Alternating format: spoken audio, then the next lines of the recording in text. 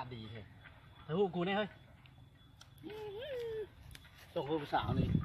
เธอเขามั่งอยู่ได้เลยเย้ยหน้าเด้อเย้ยหน้าแล้วเริ่มถ่ายหูมึงเดี๋ยวถ่ายหูกูแน่มึงว่ามีเห็นหน้ามาดูซาวด์เกมนี่เก็บป่ะ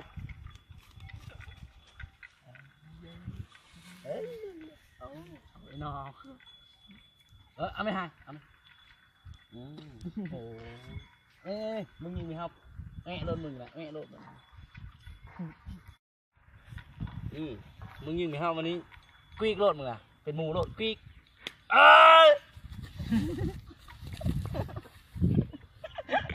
โอ้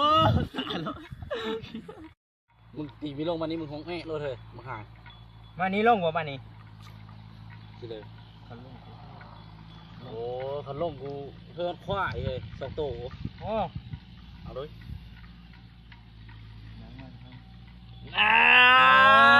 มีลูกสามน้อยแล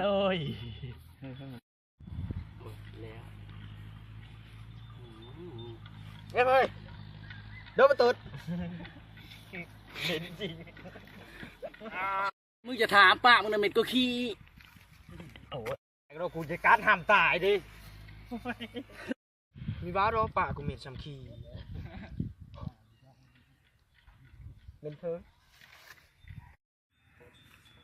เหม็นเพิ่งป่ามานะยอมเลยสับรถแกขี้ก่ายเลยเหม็นเพิ่งโอ้โหไปนั่งดินนี่นะดินเก็บข้างน้อยเนาะคือเราไม่ได้ขี้มาไกลแล้วแถวนี้ปลอดภัยนะลุยต่อให้เกมต่อแล้ว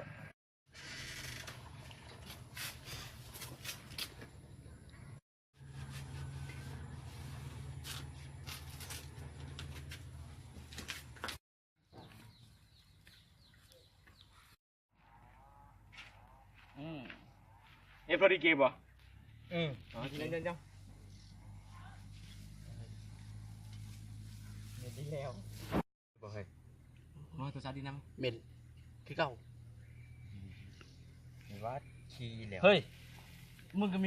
มีเหม็นเฮ้ยเหม็นเลยเหม็นขี้น่ะใช่วะเหม็นเพราะอะไรนี่นะจ๊ะจะแล้วเฮ้ย